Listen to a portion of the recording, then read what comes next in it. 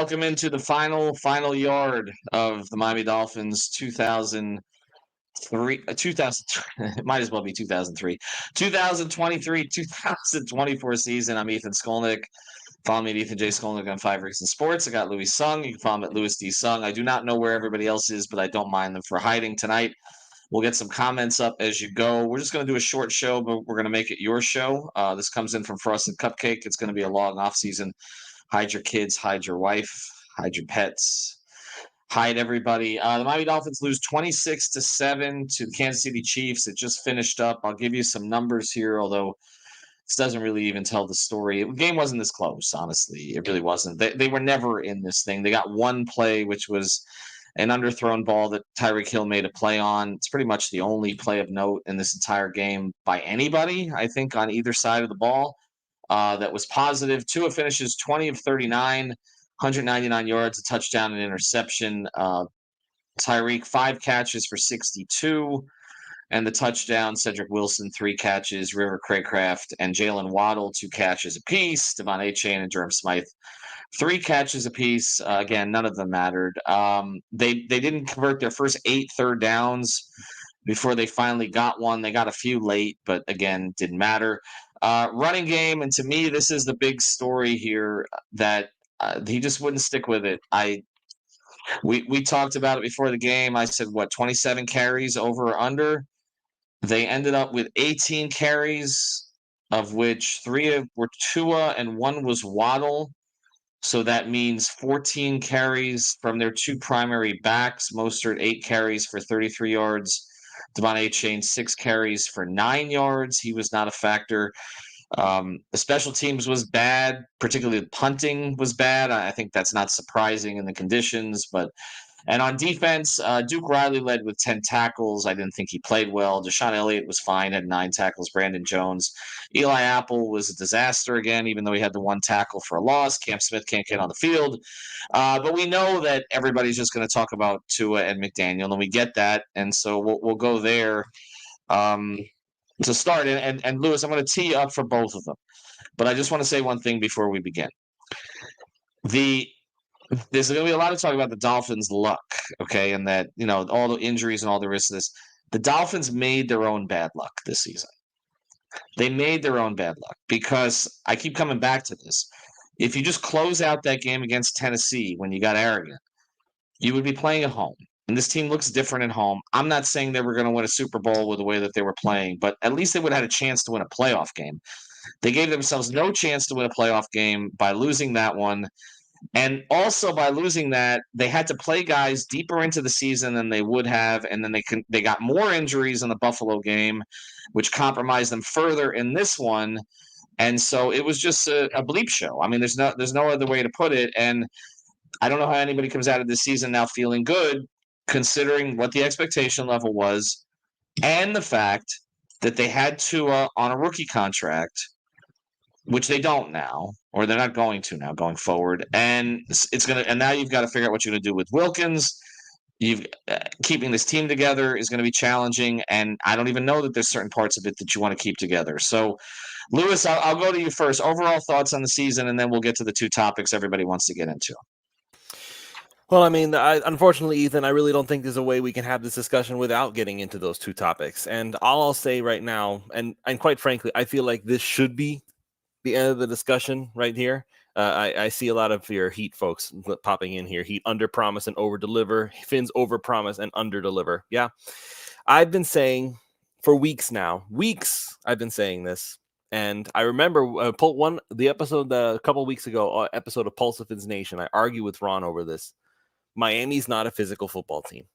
They're not, and 9 times out of 10. The team that ends up winning in the playoffs is the one that wants to punch you in the mouth, laugh at you while you're down, punch you again while you're down, and then cut off your head before you finish bleeding. That's the team that wins. Miami's not that team. Miami is very much finesse. They require rhythm. It is necessary in order for the offense to function. If you do not have your receivers running the correct routes, you do not have the correct timing. If Tua gets thrown off of his groove, then it's not going to go well. You can make that an issue with the offense. You can make that an issue with Tua himself. You can make that an issue with the offensive line. Either way, it's not something that can be sustained long term. And if you think that that's Tua's fault, then, oh, well, I don't know what else you can discuss. You might as well just go ahead and wait for the next 10 years for the next Patrick Mahomes to land in your lap, because it's not going to happen. It will not happen. Get over it. Miami's not getting the Patrick Mahomes. So what Miami has in Tua Tagovailoa is a guy who, when he is on his game and when he has a rhythm going in the offense, he's a guy who can be Drew Brees. When he is not on his game, when he is not in rhythm, what Tua is, he is basically what Jared Goff was before he landed in Detroit. He is not very good. He is very much, he struggles. He makes bad decisions. He makes questionable moves, whether he should run or not. But here's where I go ahead and I say all these things can be true at the same time, and yet Tua still needs to get his extension. And Mike McDaniel still needs to stick around. And the reason why I'm saying this, and I know nobody wants to hear it, and I'm going to get blown up later. I'm sure the comments are already getting ready to type out a lot of nasty comments about me and my life. The Miami Dolphins, as they were before Tua and Mike McDaniel came together, were perpetually an 8-8 or worse football team. In spite of the expectations that we had as the season progressed, before the season started, 11-6. That's what I thought. That's what we all thought was going to happen. That's what I said too. 11-6. Right. Same thing. So now this is the situation. People talking about Tua shrinks in big games. Drew Brees stepped up in big games. Drew Brees always had people that he could rely on. Drew Brees had Jimmy Graham that he could just leap and toss up a prayer and he would come down with it. That's why in that offseason, Jimmy Graham was making the case that he needed to be paid like a wide receiver, not as a tight end. It helps when you have that big physical target that you could rely on. Tua doesn't have that. Tua has Tyreek Hill. And I'm not saying Tyreek isn't a superstar player. Of course he is. But he's not big. He's not the guy who's going to leap up and be able to just catch the ball over everybody else.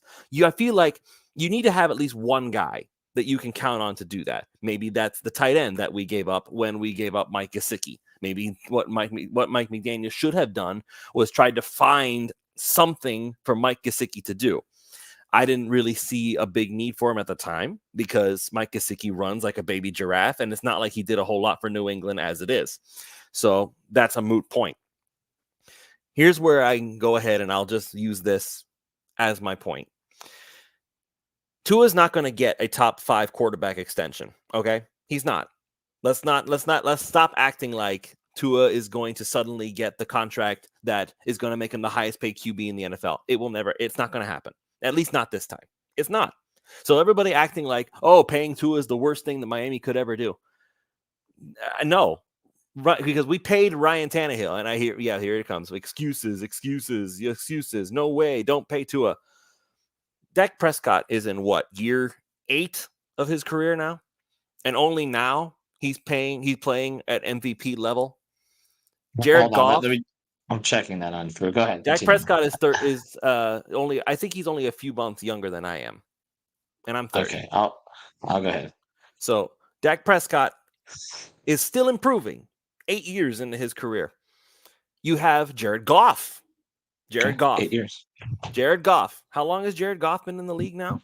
We were laughing at Jared Goff. We laughed at Jared Goff when he was with the Rams, and even when he was with the Lions. Not even a year ago, we were laughing at Jared Goff. Oh my God, he sucks. He's awful. He's terrible. How could the Lions let themselves get fooled by this whole concept of Jared Goff? Jared Goff looks good now. Everybody's saying now Tua's not as good as Jared Goff. We were laughing at Jared Goff 1 season ago. The quarterback compendium, as it were, it changes every single year. Every single year. And so I'm not going to go ahead and look at this, and I see Andy popped in here. He has sad Dolphins fan. I wish I could get people to change that. Eric had something very sad in his name before, but whatever, it's fine. Andy, you're here. You're in the dark. I'm assuming that you're doing something out there. Seen. He doesn't want to be seen. All right, finish the two with thought here, because you're getting people angry, which I knew you would. So I want to at least close the loop. But you know what? People are angry because I'm not saying what they want to hear. What everybody wants me to say is that Tua's awful, Tua's arm is a noodle, Tua's slow, Tua's soft, Tua's terrible, and he deserves to get cut so we can go get Justin Fields, who the Bears want to get rid of because he doesn't know how to throw a football. So that'll fix everything. So my problem, that's the thing. We give up on guys. You know who gave up on a player? The San Diego Chargers, way back when, and Drew Brees went to New Orleans and had a Hall of Fame career. And even then, as a Hall of Fame quarterback, Drew Brees won 1 Super Bowl. Okay? So that's all I'm going to say on that.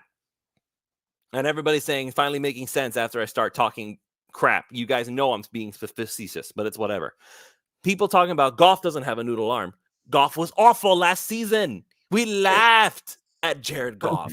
I'm sorry. I'm reading Muhammad's. I don't mean to give you. I'm reading my punch drunk. I'm reading Muhammad's comment. We gave up on Josh Rosen too early. I needed to see that today. Anyway, just, but that's my. You understand my point, Ethan and Andy. Yeah, I get it. But here's where they're at, and this is the problem now, because I've been a big Tua supporter and I've been a big McDaniel supporter.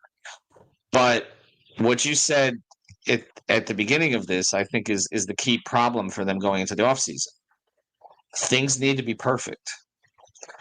And that's how the offense is designed. I get it. But things are not usually perfect. And that's the problem. Thing. Well, okay, but then they need to figure if they're going to pay to it. I agree with you. I think we talk about extension every second like it's a max extension as much as they can give him. I don't think it'll be that. I think it'll be something that's going to make some fans upset, but I don't think it's going to be totally to the max. But the issue is, and look, they can work the numbers. Brandon Shore and Greer, they'll work the numbers to make sure that they can still accommodate some other things. But it's going to be harder to accommodate other things than it was, strictly because Tua was on a bargain contract before, because that's what rookies are on now. And now he's not going to be, and it's going to make maneuvering a little bit more challenging, which makes it harder to get to perfect. And then the question becomes, if it's not perfect, what can they accomplish? They had a chance. Here's the crazy thing about it, Lewis. This might be as good as it gets. Okay, but here's why I say that.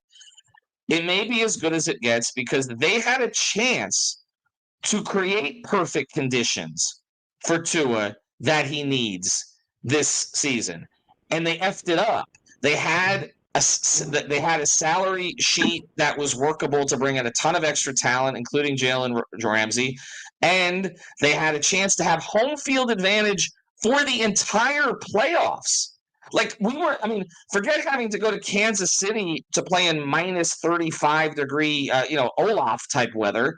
Okay, they had a chance to be at home the whole way, and honestly, those were the perfect conditions that Tua needed to make a run. My concern is, that no matter how much McDaniel learns from this, because he's going to be back, no matter how much he learned, and Tua's going to be back, no matter how much they learn from it, I don't know that they'll be in as good a position as they were in 5 weeks ago when everything was in front of them and they totally screwed it up. And we can talk about injuries. Okay, but McDaniel bears some responsibility for the injuries, and I love the guy, but Jalen Phillips was still on the field. Bradley Chubb was still on the field. That's why Fangio had to blitz on every freaking down today they couldn't do anything with it because they signed a bunch of old dudes who nobody wanted the entire season off the street. And so that's my concern. I get what you're saying, and I think they're going to keep Tua. I would keep Tua. I know I'm going to get grilled for that also. I would not give him the max. I try to make the contract as friendly as you possibly could. But I just don't know, and I'll bring Andy in here. I don't know how they get back to where they were 5 weeks ago. Like, it feels like that's as good as it's going to be, because I've covered enough Dolphins teams to know they make the playoffs once or twice, then they don't make it for 5 years. We saw this in 2001. Then we also saw it in 2008. We saw it in 2016, and now here we are again. Anyway, Andy, go ahead. Hey, can you guys hear me? No, you got to turn on your mic. You're muted. Is that I'm not muted. I'm in the car, bro. You doing this again? Can you hear me now? Yeah, don't crash, please. That's all we need tonight. Go ahead. No, it's okay, man. No, I feel like a little flabbergasted. Like you watch the game and you ask yourself those questions, like, yo, where was the offense that we had 5 weeks ago? Even the one that kind of struggled a little bit against the Cowboys, but they made do with the field goals. Like they at least advanced in the field into field goal range. Where was that offense? I don't know. Like you said, the perfect conditions were there. Even if you win against Tennessee, if you win last Sunday, you're at home today. The game would have been scheduled for 1 p.m. Saturday.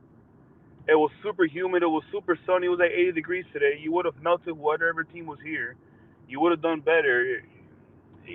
Everything was on the table for you. You dropped the ball. Now maybe next year we go 12-5, that we should have gone this year. We get a couple home games and it's a different story. Maybe we're a little healthier. I don't think it's possible to go back-to-back years, well, back-to-back, a third year in a row with horrible injury luck. I don't think that's possible. So that you just wish, you hope on that. You got to move forward with McDaniel. He's been the best coach you've had since, I don't even know. He's been one of the best coaches you've had forever. And Tua's been the best QB you've had since Marino. He's had his down moments, and he hasn't really come up in big games, which is really starting to disappoint me, because I've been a fan of his since Bama, and I'm really disappointed in what I'm seeing. It's disgusting. This is not the Tua Tagovailoa that I know, that I've been vouching for years. I believe in the kid, man, but it's tough to see what you see on the field and keep believing. So I wouldn't give him an extension this offseason. Maybe that motivates him to get better. I don't know. I don't know what he needs to do to get better. It's just play better in big time games. Play better on the road. That's the question. Hold on. But Lewis, that is the question though. How does he get better? How close to his ceiling is he? I guess that's going to be the conversation that we have this entire offseason. Okay. The way that he gets better, because that's the same thing that I argue with people about when people tell him he needs to put the team on his back. You can't calculate that. It just is. You need to will the team to get better. And even with Andy just now saying that motivate him to get better. You think Tua's not motivated? You think he doesn't care? Of course he cares. What more motivation does he need? He doesn't need to have an extra $20 million on the line and suddenly give more of a crap than he already does. This is the thing about this whole thing. You can't quantify certain things. If you can't tell me how that works, then don't bother saying it, because I feel like it doesn't matter. Here's the reality of Miami's situation, okay? People were telling me that the offensive line for the Miami Dolphins was really good all season. And we gave Butch Berry a lot of credit for working what he was able to do with the guys that he had. Liam Eichenberg is not a good player, okay? He's not. Robert Jones is not a starting caliber guard. He is not. It helps a lot.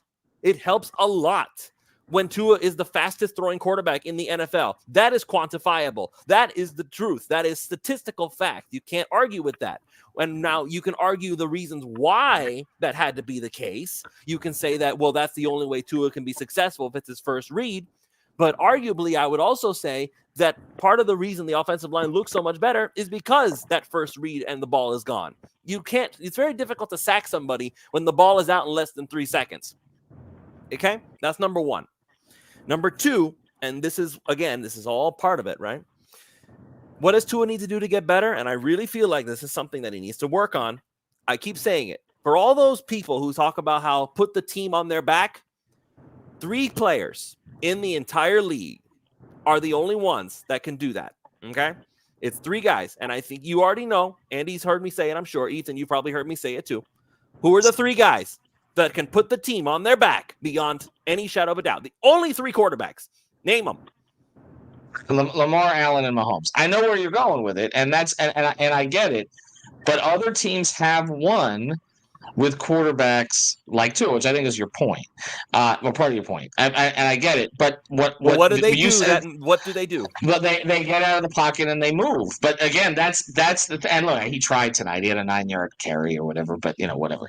But I think no, he needs. That's the thing. He needs to do it more. I get it. Okay. So he needs to do it more. But again, I think where we're at is that they look stuck again. Okay, like they look stuck again because he's not bad enough to move off. I feel like we had this conversation for 8 years or whatever it was, however long Ryan was the quarterback. He's not bad enough to move off of, but he's not good enough to get you there unless you really, really surround him with everything that he needs. And they thought they surrounded him with everything this year. You can make an argument on the offensive line that maybe they didn't, but look, the offensive line coach schemed around that stuff the whole year. Like they did a remarkable job. He stayed healthy for 18 games. Like if you were to say before the year, okay, that they would have injury problems, but he wasn't one of them, everybody would have been like, what? Like they lost the whole team except him. And so he was still standing at the end of this thing, but he wasn't standing and doing anything. And I'm in the same position as Andy in this. I have been an ardent supporter of his, okay? I think most of us at the network have been, to be honest. I know the 3 yards per carry guys have.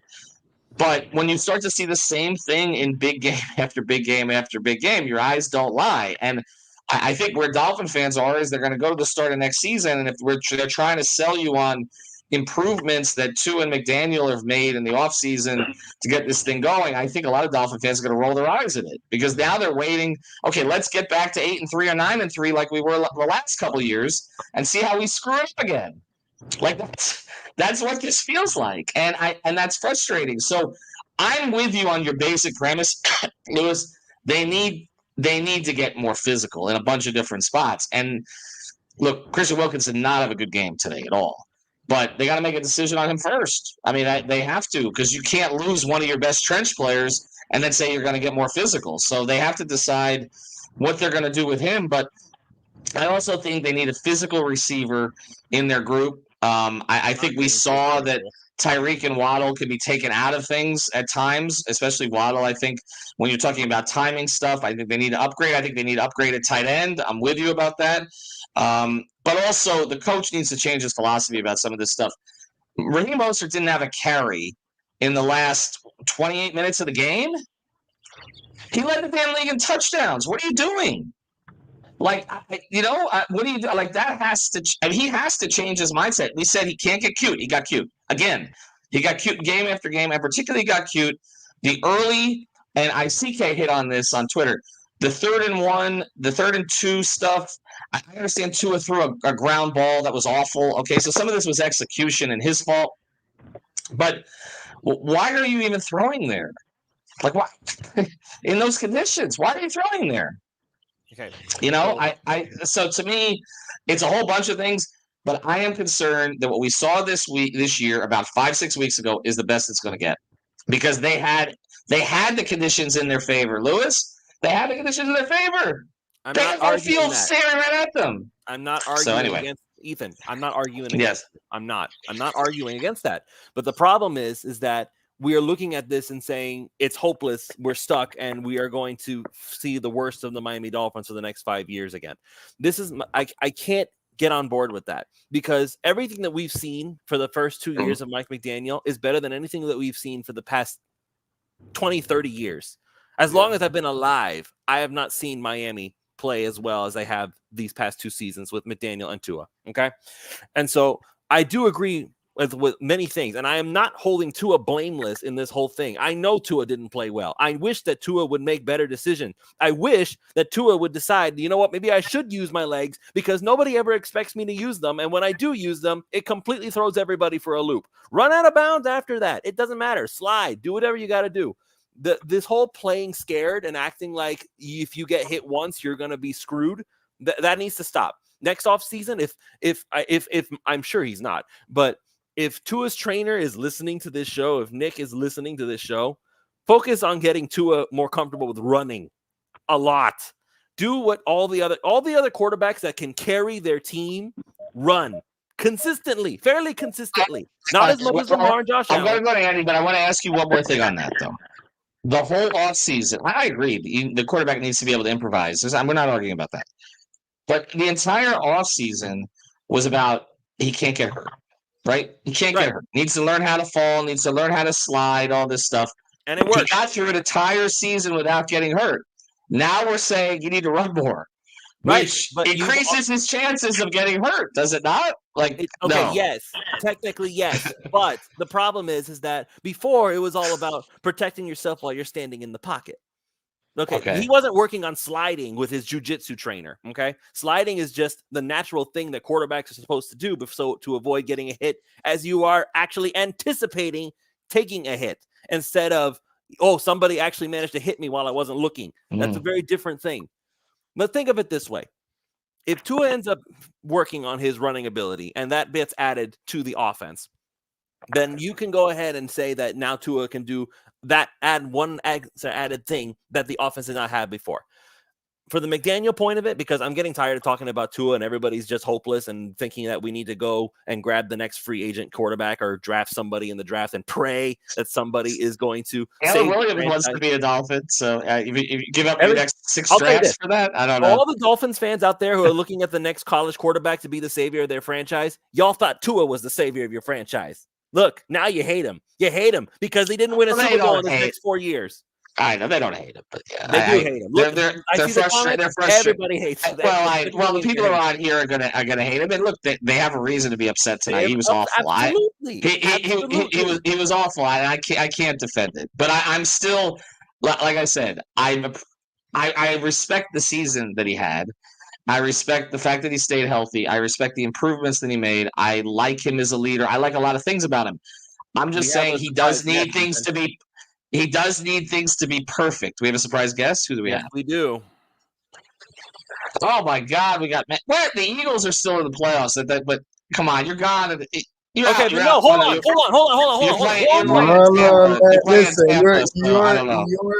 your fan base after the Eagles beat the Miami Dolphins criticized Philadelphia so much. Went on Twitter, decided to have these mini battles. I waited for this moment. Okay, but I'm not gonna go there because as much as I wanted for Tua to succeed, it's been 4 years of the same thing. 2 years. Playoff wins. I'm counting 4. I mean, he had a coach who was actively undermining him at the beginning. Patrick was the starter. National Football League. I'm just. But Manny, you win last week. You're in a much better position today, Manny. You close out Tennessee. We're having a totally different conversation. You still hold the home. Manny. Okay, the season was lost in those last 4 minutes and 3 seconds. Anyway, go ahead, Lewis. I want to get Sam Dolphin fan in here. Let's hold on. No, because now Manny said things, and now I have to because he has an interesting perspective on this. He hasn't. He said nothing. Go ahead, Sam Dolphin fan. Give Andy the floor here for 30 seconds. Go ahead. I'm sorry. Do you think? There we go. Putting him on by himself here. Do you think? Okay. That as the roster recedes around Tua, which is a real possibility here because they're going to run into some cap issues, that he can make it work, unless that he can improve to a level that get them where they need to be. You're parked, so I can actually ask you the question. No, I'm parked. But you said if McDaniel can help to improve. No. I'm saying if this roster doesn't get significantly better, which I don't know how it could, because again they're running into some financial issues. Can Tua raise his game enough to get them where they need to be? Is that at the same time I'm there with Lewis. It's like he's playing well. I just think the way I see it, this offense is not made to be off script. This offense is made to be perfectly scripted, and there's always going to be someone open and this and that. And I think this year they emphasized, get the ball out quick so that our offensive line doesn't need to hold the fort for 3-4 seconds every snap. But when you do the game plan that the ball has to be out under 3 seconds, under 2.5 seconds, then you don't prepare for that off script. You don't prepare for that fourth or third read. You don't prepare to scramble the ball. So I think they got to morph that. They got to. I don't know what they got to do, man. I think Tua has the tools. I've seen it enough. I hate to say it, but I saw it in Bama. He would scramble. He would do a bunch of off-script things. I saw it even with Flores in here. He would scramble more. He would do things off-script. It wasn't. This offense is nice, but when things don't go the way they're supposed to go, it has to keep working. I That's also what I think. think that Mike. I also think Mike needs to change some philosophies. I, did they win? This is a small thing. Did they win the toss and defer again today? Yeah. Again. Why would you do that in these conditions? Ethan, that's every team does that. Name me one team that doesn't do that. I know. I understand why he does it. You want the ball to start the second half, but there are certain times. It's not him though. It's everybody. Coach, every NFL team. I get it, but sometimes go off the script. Like That's today was not the conditions for that. Like to me, it's probably the only thing he does that's traditional to all the other coaches. Yeah, well, Manny, anyway, I still don't. Manny back in here. I will make the note. We don't need Manny back in here. Yes, I do. I need to ask reason. him a question. Okay, go ahead. Manny, y'all are in the playoffs, yes, but dude, listen, I would happily give you my invitation to Monday's game if you want to forget this one tonight and go to Tampa. Go take it. I can't. I got to work. But man, you guys listen. I asked the Falcons, they didn't want it. I asked the Saints, they didn't want it. I asked the Vikings if they want it, they didn't want it either. I was like, hey, I don't want it. What happened? So the Eagles took it. I get it. You guys have Jalen Hurts as your quarterback. Correct. Y'all paid him a ton of money because of how well he played. Actually, at a discounted rate, now that you see what other two guys got behind him, not to mention there's others that are going to get more along the way. Okay, that's fine. But y'all paid him his contract. We did. Correct. And you guys were fairly confident that was the right decision. Correct. And so now, this season, would you think it's fair to say that he hasn't played as well? I don't think it's fair, but most Eagles fans will tell you I don't care. Nick Sirianni's still the head coach. We still have the same amount of weapons that were on this team. Yes, it was a different change of philosophy offensively in different areas of the season. Absolutely. You look at the Jets game, total meltdown in the second half. You look at the games after San Francisco. As an Eagles fan, you were waiting for this team to wake up after 60 minutes. It has not occurred. Laid an egg in Dallas, laid an egg in Seattle, looked like shit on Christmas Day. I'm so sorry that I'm cursing. The list goes on and on. Listen, all of this goes on the head coach, right? It's about the culture in the locker room, and it's about when Jalen Hurts steps up to the podium. Have you ever seen him so uncomfortable? I haven't. The man is making millions, and you can tell he looks defeated, sounds defeated. AJ Brown's not playing, but yeah, he's at a boxing event tonight, smiling and giggling, walking around.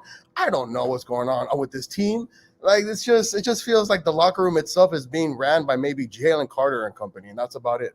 Okay, so that's my point, though. You guys, as a fan base, collectively, are looking at your team and wondering, have we already reached our ceiling? Are we done? Is this the end of the Eagles? Did we peak? They got to a Super Bowl. They had a lead in the Super Bowl, though. Thank you. You know what? I don't want to hear Ethan telling me that we had a lead in the Super Bowl because that's Ethan. I'm sorry, man. He's back, so he has to do that. But Manny, this is my point, though. Give them credit, Manny. I'm saying they accomplished something. The Dolphins still have yet to win a playoff game. Literally, I'm 50 years old. I'm 51. They haven't won in half my life. I mean, I was at the last one. I think the tweet of the night. I think the tweet of the night is when Ethan tweeted, "It's officially basketball season." because the point was made here, but I made it 2 weeks ago. They don't overpromise and underdeliver, and the Dolphins do all the time. I think that's the thing. We get hyped over the Dolphins showing progress only to be let down. It happens every single time. The Heat are downplaying expectations this whole season, and they're going to be in the finals again. They'll figure out some way. Spoelstra will get them there again. It's just I don't know what it is. It's almost like I thought McDaniel had cleaned that culture out. Okay, it seemed like it. But now there's going to be a postmortem about a whole bunch of things. Well, was Hard Knocks a bad idea, or was this a bad idea? We're going to hear all of that stuff. And maybe it just comes down to they're just, as currently constituted, they're just not good enough at key spots, really. But then the main thing that the most fans are not going to want to hear is that you were without Jordan Phillips, you were without your first or second best pass rusher. Well, they've been at Jordan Phillips for a while. I think you mean Jalen Phillips, but that's okay. Well, I'm sorry. Yeah, Jordan Phillips. Yes. And then Van Ginkel gets hurt. right? And then last week in the second half, when you ran the football so damn effectively, you decided not to go for it, and you're trying to make Tua win the game for you. I just, oh man, I don't know, man. But you mentioned That's Jalen where Phillips getting hurt. Jalen Phillips getting hurt was a coaching, not a decision, but he But then certainly. how Jalen about Phillips As was Bradley? Bradley Chubb. How about Bradley Chubb? That's what I mean. Bradley Chubb was a McDaniel thing. Is these little things that unfortunately they occur to this football team, to this organization. I mean, the New York Jets fan base is asking themselves, are we cursed? But then you look at this team where had a really good lead, and listen, if you tell yourself you can beat Tennessee, the Ravens game is a toss-up. The Bills might not even be that important, no offense, even though you haven't really beaten them in a game in quite some time. If you take care of business against Tennessee, you're not even having this conversation today. Right, you're at home. You're at home. That's no arguing that. Tonight you're at home against Buffalo. Manny, they'd be playing in 13 hours from now, right? That's where we'd be. We'd be heading to the stadium right now. Nobody's arguing that. But this is where it becomes down to learning lessons, and we're going to see if McDaniel is a prideful individual like Adam Gase was, or if he's going to be able to learn from his mistakes. Here is the problem. Here's the problem with McDaniel that I have right now. He is somebody who I personally believe, I don't have anything to go off of except my own personal speculation and observations. Ethan, if you'd like, you can maybe try to push the envelope and try not to get kicked out. But either way, I would ask McDaniel straight up, do you make an attempt to avoid the stigma of being the run game guy? Because remember, we were at Biscayne Bay Brewery, and I said this in week 2 after watching the Chargers game. I did not believe that McDaniel was going to hold to his commitment to to run the football more. And even though he technically ran it just a little bit more this season, you could still tell he wanted so badly to just let Tua let it rip all game long. Every single time the running game was working, it was being effective. They couldn't stop it. They were one of the best rushing teams in the NFL. Raheem Mostert scored 21 touchdowns, more than any player in Miami Dolphins history. And even still, he just keeps on 3rd and 2, 3rd and 1, 4th and 1. You still keep trying to throw the football. I have a different theory, and then we'll go back to Andy. I have a different theory on why he does it. I'll ask the question. I don't care. He's very good about answering questions. He'll give a long, thoughtful answer. He's not sensitive or defensive about that kind of stuff.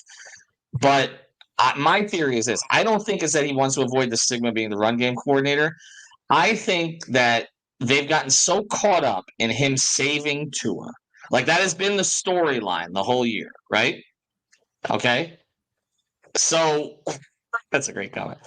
They've gotten so caught up in this McDaniel saved Tua from Flores, et cetera, that it's like he has made it his mission to prove that Tua is a franchise quarterback. And I think at times he has pressed the issue with the passing game as a result of that. That's just a theory.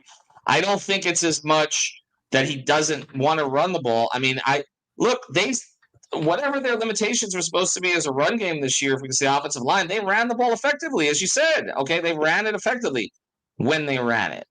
And I think that's more the issue. I mean, look, we had a whole conversation this offseason. I mean, Andy, and people were talking they need different backs. Like, Mostert's not good enough. There was we had the Dalvin Cook conversation, right? Okay, they were going to make a trade with Indy. They ended up having a guy lead the league in yards per carry as a rookie, and another guy lead the league in rushing touchdowns. They can run the ball, but I don't see him making that kind of shift. I mean, Andy, do you? To being like a 55-60% rushing team, no. Yeah. It's like, bro. We could spend 5 hours on this show talking about little moments that they can improve on and learn from. The problem isn't just running the football more. The problem isn't just improvising on passing downs. The problem isn't just pressing man on third down on defense. It's so many things. You could run the ball more, man, sure. But that wasn't going to win you the game today. That's for sure. I think if they had run the ball more, they would have had more of a shot. Ethan, what does this offense need? What does this offense doesn't have? There's another offense in this league that we see that has a crucial piece that makes things go. What does this Miami Dolphins team not have? Your Kelsey. I mean, your on offense. Tight end. Correct. Tight end. Correct. That's it. Well, he doesn't have a security blanket because that's not. Tyreek is his blanket. It is, but it's the wrong one. And it's not any offense to Tyreek, who saved him on that deep pass today and has done that at times. But when you're trying to get the ball to a 5'10" receiver who is double covered or bracketed most of the time, there are going to be mistakes made. It's just that simple. Like he's constantly trying to throw these timing patterns into these tight spots to him. Whereas if you had a 6'5" target, right, that could just get you 12, right? Like just get you 12. Move the sticks, okay, where it's not look, I'm not a Jason Garrett fan at all. He drove me crazy again tonight, okay? At all, okay? He does all right. But he did make a point that they keep running the same two routes. There are two routes that they like. They like that one little route across the middle, which is the bracketed route in front of the safety. But and again, if Tua sails that thing, it's a pick. Okay, it has to be precision. And then there's the out route where he doesn't have to zip it because he doesn't really have the arm strength to do it, but he can kind of float it out. Okay, and Waddle caught a couple of those today, right? They have to find somebody who can give him easier target. And it all comes back to this: he's going to be the quarterback next year. So how do you create conditions for him that are even more favorable than they are this year? And then can he win if they do that? But I'm with you, Manny. They need to add a big target. I think that was the point of the Chase Claypool acquisition, but he just doesn't seem like he can get with the program. So I don't see any way that he's back. But they have to find a big physical target. You notice that when Tua would get in trouble sometimes late in games, you'd start to see more of Cedric Wilson. Like that, like all of a sudden, Cedric Wilson started to pop on the screen, right? He's not going to make a big play for you. Target. Yeah, that was the number one target for right. Yeah.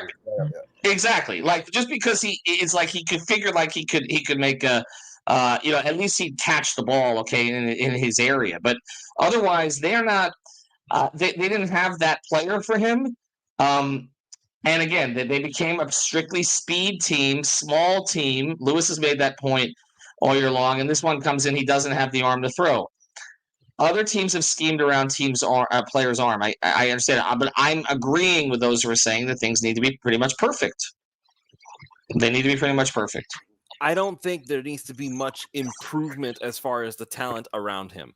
Tua has shown, and I'm going to go back to the Flores times. And you know why? Because there was so much about during those Flores years that even as Tua was being undermined, as he was being sabotaged by his head coach, even throughout all of that stuff, there were still moments that we looked at Tua and said, I really can't wait until we get this guy an offense that can actually function. We were hoping, I really can't wait until we get this kid some weapons because he's doing this and this and this with Malcolm Perry and Preston Williams and Lynn Bowden Jr. and all this stuff. I remember all that.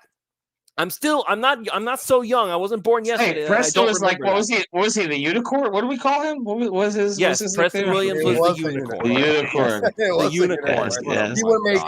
He would make every contesting catch, but when he was wide open, he dropped it. Right. He dropped all of them. Yeah. Because I'm looking at all the stuff that he did with the weapons that he did not have, and there were still moments that we were looking at Tua and saying, you know what? I can't wait until we get him some weapons. And then we got him weapons. We got Tyreek Hill. We kept Jalen Waddle. We got Raheem Mostert. We got all that stuff. There's weapons. And we suddenly saw the Miami Dolphins offense turn into one of the most prolific offenses in NFL history for a certain stretch.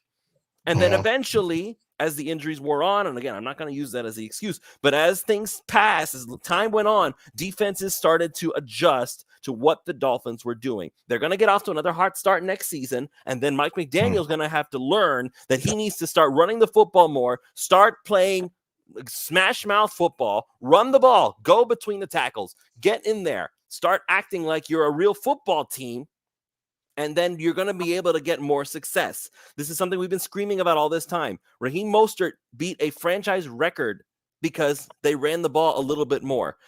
I'm getting tired of the Tua chokes in big games. Like, Tua didn't choke against the Chargers. He balled against the Chargers. First week of the season, we were neck and neck the entire time. We were thinking, oh, my God, we're about to lose the first game of the season. And they won. Tua was immaculate in that game. They won against the Cowboys with field goals, but they won. But, Lewis, the Chargers, as we saw later in the year, were not very good. We didn't know that yet. No, we didn't. And I watched that game with you, but I'm saying, like, the Chargers and the Chargers didn't put pressure on him. I think the whole point is, and I think this gets back to what a lot of people in the comments are saying, but it's just different degrees of what to do now, is that he needs things to be close to perfect. The Chargers didn't disrupt the perfection on offense. Okay, they allowed him to operate. I don't think he chokes. That's a stupid word for it. I think that when things get off script for him, he doesn't know what to do. And the same is true of McDaniel, by the way. And so they're kind of in this together where they have this great plan that they come up with. It's why his first quarter stats this year, okay, were awesome. Like those first scripted drives were awesome. Like the easiest play on Prize Picks this year was take Tua over 6.5 completions in his first 10 attempts. In fact, they took it off the damn board. I hit it 6 straight games because the script was so well designed. But then it's like, what happens when you get punched in the face, right? That's what Mike Tyson said, right? How do you react? They couldn't. In most of the games this year, they couldn't. Anyway, go ahead, man. Sorry. Can we just all agree that McDaniels didn't help Tua though towards the end of the season with his play calling? Absolutely. When you probably besides the Cowboys game, which let's be honest, the second half they didn't do anything until they needed a couple of drives here and there. They got a field goal, I believe. Thank God Sanders made all those field goals. And when he needed to kick the game winner, Tua drove him down the field, whether you like it or not. He made the plays to win that game. Ever since that moment, and maybe the first half of last week, I just feel like Josh McDaniel, or coach has made Tua. Yes, that guy has made Tua's job, unfortunately, a little bit more difficult in an aspect that he hasn't been through that this season with this specific type of offense. Not to mention the script plays are gone. You can't go back to them because it's quite clear. This is an NFL defense that's going to figure stuff out. It just feels like towards the end of the season when you needed a drive, you needed a first down, you needed something, okay? 2 minutes to go last week. It just feels like no matter what was called in those crucial moments of situation. And again, we want to criticize the coach, but this is his second year coming. Not saying give up on the young man, because he is a young man, by the way. I think I'm only 2 years younger than him. That's a lot of pressure coming into this. And people will say, well, he lost last year. Listen, we know last year wasn't with Tua. It was on the road against Buffalo. Oh, well, they gave up the division. Okay, you know what? That should be on him. The way that he managed this whole offensively going forward is on him. But I just feel like if you want to criticize Tua now, you got to put him and Coach McDaniels in the same sentence. You can't just say Tua choked because, again, from an outsider's perspective, not a Dolphin fan, I can tell you this right now. When Tua needed things to happen for him to be more comfortable in different types of situations, the coach did not help him. They just didn't. And so I think that aspect has to be brought up, but most fans will not listen. So no, but man, he did put him. He did resurrect his career from a confidence standpoint to put him in that position. But I agree with you that with a lot of the play calling of late, he has not. Because to me, he had to make the game as easy as possible on him by using the running game. And he just refused to consistently stay with the running game. But you're absolutely right about one thing. And I think that this goes into where they go from here. They are linked together. Once McDaniel made the commitment to Tua and refreshed his confidence and designed an offense around him, they are linked together. Like, I don't think this is a case where in a year, like let's say Tua does not progress next year. Say he's here next year, whether it's on the extension or even just on the 5th-year option, right? Once they are linked together, I don't think it's, well, Mike goes out and gets another quarterback. Like, I don't think so. I think that they are the same now. And that's what happens with coaches and quarterbacks. And they have the same problem. And I see Gail hitting on this here. For both of them, things need to be scripted. They do. And I also think, as much as I like Mike personally, and I think the media is always going to give him the benefit of the doubt because we've dealt with a bunch of dipshit coaches over the past 20 years, okay? And Mike is totally refreshing in that area. Well, McVay and Goff, but how long was McVay there, though, before he made this? 1 year? McVay coached Goff 1 year. They made it to the Super Bowl, I believe, and then, boom, he gone. And then he was out. Okay, He well, went, maybe that's like the he knew as soon as they lost to the Patriots, he knew that was not his guy. Like, I see, but I think Mike's in too deep with Tua at this point. But anyway, that would be the exception to the rule. But my thing is, I think he's going to have to figure out a way to make reunite Saban into. Don't bring Saban down here again, please. Don't do that to me. He motherfucked me in a bar. Sorry. I don't. Oh, I'm sorry. Can I say that? I can't. He did. We 2006. already Hassan, cursed, clip so the this, Hassan. algorithm's already Hassan, mad at us. clip So this. whatever, it's fine. Yeah, exactly. It is what it is. But I think they're linked. And so they got to figure this thing out together. And they got to figure out how to handle things when they don't go perfectly. And I also think that there's going to be some okay, did Mike get his head get a little too big? Like, was Hard Knocks a good idea? Like we saw, I think there's going to be a post-mortem on all this stuff. I think they got arrogant. Those last 4 minutes against Tennessee, that was an arrogant football team. And if they just took those last 4 minutes seriously, again, they'd be hosting a playoff game tomorrow at 1 o'clock. And I don't know that they win it, and maybe it would be more disappointing for 70,000 Dolphin fans to watch them lose another playoff game on their home field. But I know they would have had a chance. Tonight they had no chance. That's why I picked against them in the pregame. I didn't, I thought it would be a little closer, but I didn't think so. All right, we're gonna wrap this up soon. Let's get to a couple comments here, and you guys all just run in on these. This comes in from Rick. I believe it's Rick. Take a run first quarterback, let McDaniel scheme something for him. The ability to extend plays is a necessary skill for winning quarterback in 2024. Lewis is now posting as someone else because that's your exact opinion, right? Well, that's not take a quarterback, but it's the idea of needing to extend plays. What else do we got here? Mike V. Bro, McD is a new age coach. Players have safe spaces and quiet pods, and the captain gets to be in a cocoon when the defense is killing themselves out there. Come on, bro. I'll ask you, Andy, do you think McDaniel needs to be tougher on his team?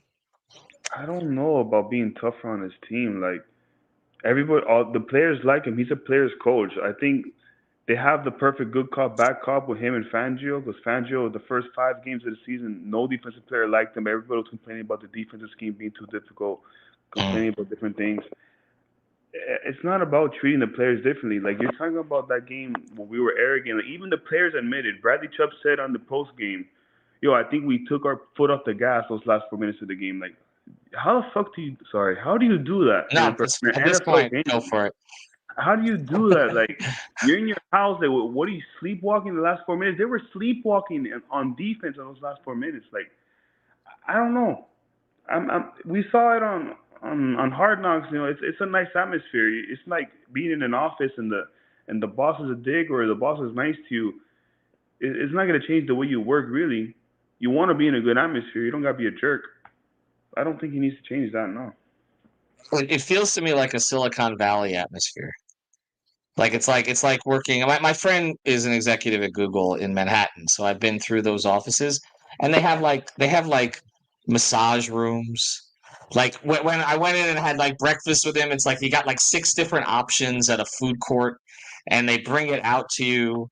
And it's like sometimes you come in the office and sometimes you don't. You're only required to be there twice a week. I don't know. It feels a little bit like what they got going on in Miami Gardens. Like it reminds me of the Silicon Valley, new age atmosphere. I think there is something to that. But in Ethan, I think when you're in a job or in a position like that, it's not about being tough, but it's about being mentally tough. And I think sometimes this football team is not there. And it all starts with your head coach on down. That's just. But again, it also comes with experience. It also comes with with that certain thing of saying, okay, this cost me here. I need to do this better. What can I do going forward to make this a little bit more successful? Yeah, you made this offense pretty damn successful towards maybe week 7 or 8. And then all of a sudden it started dying down a little bit. Once you face Steve Spagnuolo, in Germany, things have not been the way that, everybody thought that it would be. But again, that's no excuse. You're still, you had the division set. You had it in your hands. And so for some reason, which we're all going to go back to the Titans game, that is unexplainable. Like that right there is a fireable offense with anybody else that's a head coach. You just don't do that. That was the season. All right, I'm going to let everybody go to sleep here. Lewis, first I want to thank everybody who's go ahead, Manny. I want Justin Fields here in this offense. I want Justin. What are you doing, bro? The Wildcat. I want to see Justin Fields in this offense. Bro, what are you doing? You're throwing that out here at the last. Now you're just instigating. You're not even being serious right now. And I hope everybody knows that. He's just instigating. Yeah, He's got a game to play against Baker I ain't got Mayfield. no game on Monday. I'm watching that on mute. Nobody can tell me anything. I know we're gonna anymore. harass the hell out of you. You lose to that team. Team shouldn't even be in the playoffs. Tony Montana has the best comment of that. Ethan is right. We'll just end it there. This is the ceiling this year, same or worse. We're playing better teams. I actually agree with that. I don't. Which was colder. He manifested it. You know what else I want to say? First thing I want to say thanks to our viewers all year. We appreciate you guys. Obviously, we'll have more stuff coming. Thanks to Lewis for holding it down. All those Fins Nations that he recorded in the evening, up in the morning. Thanks to Manny and others who helped out with production. Thanks to our Prize Picks crew. So we appreciate y'all. It was. I know it doesn't feel like it now. It was an interesting season. Like they had an interesting season for a change. It's just it always ends the damn same. That's oh Gail, don't start with Trade Hero 2. Come on, I don't. We're not doing that tonight. We're not doing that here. Five on the floor. There's not 5 on the floor. That'll be tomorrow. You guys will want to trade him after he comes back and shoots 5 for 21. Lewis, you've had the floor here for most of.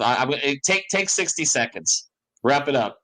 All I'm gonna say, and I'm just gonna leave it at this, is that the way to act like the Dolphins are doomed just because it ended this way. We all thought the Dolphins were doomed after last season, and then we got hyped up again because we were seeing incredible things. It's just a question of whether or not Mike McDaniel can learn from his lessons, whether Tua can improve and learn from his lessons. He took those jiu-jitsu lessons to stay healthy, and it worked. Let's see what Tua works on this offseason and see if he can make himself a better player. I already said it several times. Dak Prescott's still improving. Jared Goff improved. Players improve all throughout. They can improve and regress on a dime all throughout their career. To say that Tua is doomed and this is the best they're ever going to get out of him, it's just emotional. It is irrelevant. It's a ridiculous statement. Tua can improve still, just like anybody else. Last year, we laughed at Jared Goff for how awful he was. Now he's in the playoffs and he's a quarterback. Nothing changed except for maybe a few pieces around him. I refuse to say that this is the end of Tua. Funny thing is, a quarterback that nobody wanted to give up a couple first round picks for is probably going to end up winning the Super Bowl this year, but that's a whole nother conversation. Okay, Ethan, hold on. Goes. Wait, stop. The Ravens weren't going to let him go anyway. They would have matched whatever they gave him. You know it. They were just going to Hey, the local kid winning a Super Bowl is the closest we're ever going to get to one. Okay, so let's just take it. Let's all root for Lamar the rest of the way. All right, we appreciate it. Mark, can you improve from being 6 feet? I don't think so. I'm 5'8.5". I've been trying to improve from that my entire life. I think I'm going the other direction.